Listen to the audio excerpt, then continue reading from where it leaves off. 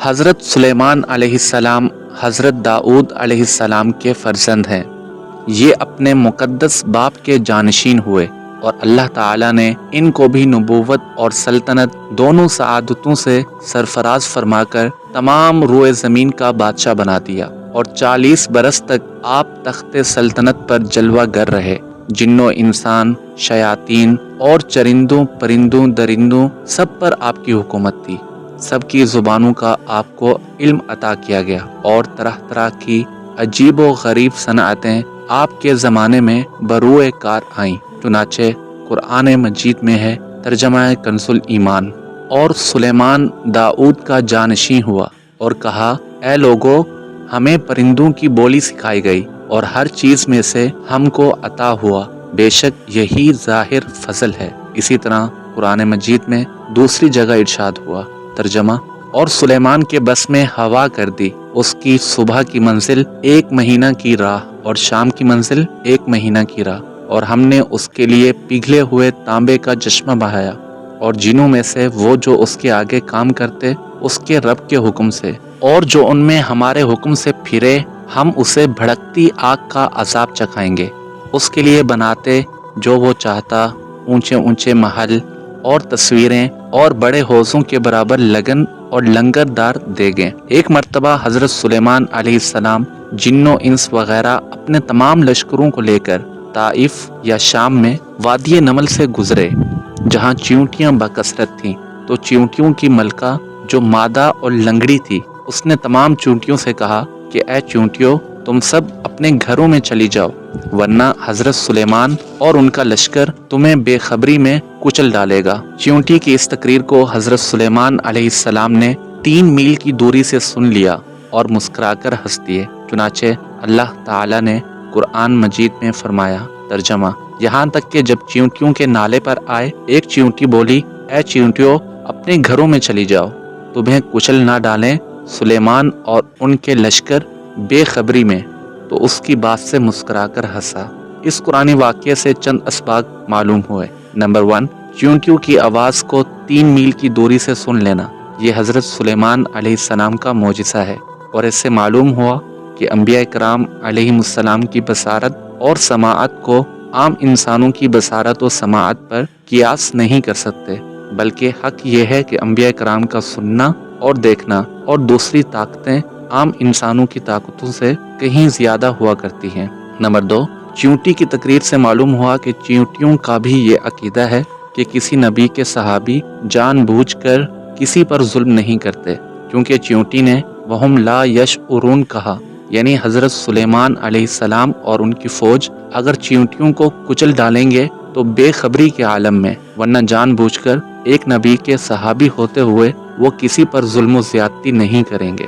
یوں تو سبھی پرندے حضرت سلیمان علیہ السلام کے تابع فرمان تھے، لیکن آپ کا ہدہد آپ کی فرمان برداری اور خدمت گزاری میں بہت مشہور ہے۔ اسی ہدہد نے آپ کو ملکہ سبا یعنی ملکہ بلقیس کے بارے میں خبر دی تھی کہ وہ ایک بہت بڑے تخت پر بیٹھ کر سلطنت کرتی ہے، اور بادشاہوں کے شایان شان جو بھی سر و سامان ہوتا ہے وہ سب کچھ اس کے پاس ہے، مگر وہ اور اس کی قوم ستاروں کے پجاری ہیں۔ اس خبر کے بعد حضرت سلیمان علیہ السلام نے بلقیس کے نام جو خط ارسال فرمایا، اس کو یہی ہدہد لے کر گیا۔ چنانچہ قرآن کریم کا ارشاد ہے، حضرت سلیمان علیہ السلام نے فرمایا، ترجمہ: تم میرا یہ خط لے کر جاؤ اور ان کے پاس یہ خط ڈال کر پھر ان سے الگ ہو کر تم دیکھو کہ وہ کیا جواب دیتے ہیں۔ چنانچہ ہدہد خط لے کر گیا اور بلقیس کی گود میں اس خط کو اوپر سے گرا دیا۔ اس وقت اس نے اپنے گرد امراء اور ارکان سلطنت کا مجمع اکٹھا کیا، پھر خط کو پڑھ کر لرزہ بر اندام ہو گئیں اور اپنے اراکین سے یہ کہا، ترجمہ: اے سردارو، بے شک میری طرف ایک عزت والا خط ڈالا گیا ہے، بے شک وہ سلیمان کی طرف سے ہے، اور بے شک وہ اللہ کے نام سے ہے جو نہایت مہربان رحم والا۔ یہ کہ مجھ پر بلندی نہ چاہو اور گردن رکھتے ہوئے میرے حضور حاضر ہو۔ خط سنا کر بلقیس نے اپنی سلطنت کے امیروں اور وزیروں سے مشورہ کیا، تو ان لوگوں نے اپنی طاقت اور جنگی مہارت کا اعلان و اظہار کر کے حضرت سلیمان علیہ السلام سے جنگ کا ارادہ ظاہر کیا۔ اس وقت عقل مند بلقیس نے اپنے امیروں اور وزیروں کو سمجھایا کہ جنگ مناسب نہیں، کیونکہ اس سے شہر ویران اور شہر کے عزت دار باشندے ذلیل و خوار ہو جائیں گے۔ اس لیے میں یہ مناسب خیال کرتی ہوں کہ کچھ ہدایہ اور تحائف ان کے پاس بھیج دوں۔ اس سے امتحان ہو جائے گا کہ حضرت سلیمان صرف بادشاہ ہیں یا اللہ عز و جل کے نبی بھی ہیں۔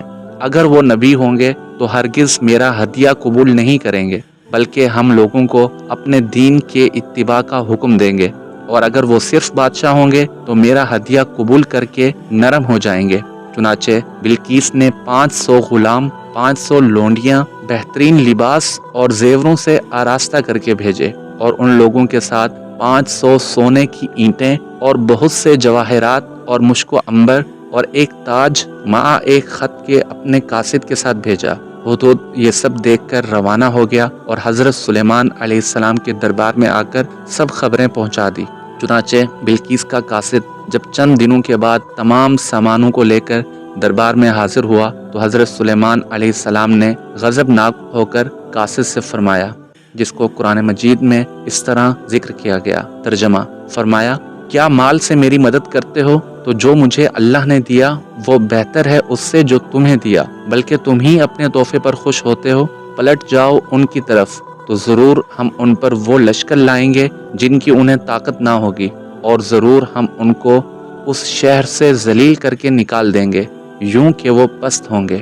چنانچہ اس کے بعد جب قاصد نے واپس آ کر بلقیس کو سارا ماجرا سنایا تو بلقیس حضرت سلیمان علیہ السلام کے دربار میں حاضر ہو گئی، اور حضرت سلیمان علیہ السلام کا دربار اور یہاں کے عجائبات دیکھ کر اس کو یقین آ گیا کہ حضرت سلیمان علیہ السلام خدا عز و جل کے نبی برحق ہیں اور ان کی سلطنت اللہ تعالیٰ ہی کی طرف سے ہے۔ حضرت سلیمان علیہ السلام نے بلقیس کو اپنے دین کی دعوت دی تو اس نے نہایت ہی اخلاص کے ساتھ اسلام قبول کر لیا۔ پھر حضرت سلیمان علیہ السلام نے بلقیس سے نکاح کر کے اس کو اپنے محل میں رکھ لیا۔ اس سلسلے میں ہدہد نے جو کارنامے انجام دیے وہ بلا شبہ عجائبات عالم میں سے ہیں، جو یقیناً حضرت سلیمان علیہ السلام کے معجزات میں سے ہیں۔ ملکہ سبا یعنی بلقیس کا تخت شاہی 80 گز لمبا اور 40 گز چوڑا تھا۔ یہ سونے، چاندی اور طرح طرح کے جواہرات اور موتیوں سے آراستہ تھا۔ جب حضرت سلیمان علیہ السلام نے بلقیس کے قاصد اور اس کے ہدایہ و تحائف کو ٹھکرا دیا اور اس کو یہ حکم نامہ بھیجا کہ وہ مسلمان ہو کر میرے دربار میں حاضر ہو جائے، تو آپ کے دل میں یہ خواہش پیدا ہوئی کہ بلقیس کے یہاں آنے سے پہلے ہی اس کا تخت میرے دربار میں آ جائے۔ چنانچہ آپ نے اپنے دربار میں درباریوں سے فرمایا۔ ترجمہ سلیمان نے فرمایا، اے درباریوں، تم میں کون ہے کہ وہ اس کا تخت میرے پاس لے آئے قبل اس کے کہ وہ میرے حضور مطیع ہو کر حاضر ہوں۔ ایک بڑا جن بولا، میں وہ تخت حاضر کروں گا قبل اس کے کہ حضور اجلاس برخاست کریں، اور میں بے شک اس پر قوت والا امانت دار ہوں۔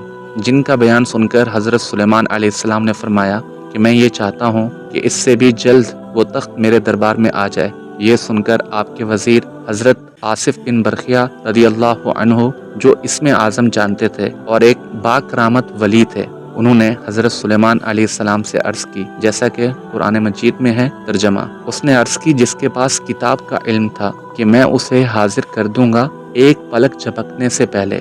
چنانچہ حضرت آصف بن برخیہ نے روحانی قوت سے بلقیس کے تخت کو ملکہ سبا سے بیت المقدس تک حضرت سلیمان علیہ السلام کے محل میں کھینچ لیا، اور وہ تخت زمین کے نیچے نیچے چل کر لمحہ بھر میں ایک دم حضرت سلیمان علیہ السلام کی کرسی کے قریب نمودار ہو گیا۔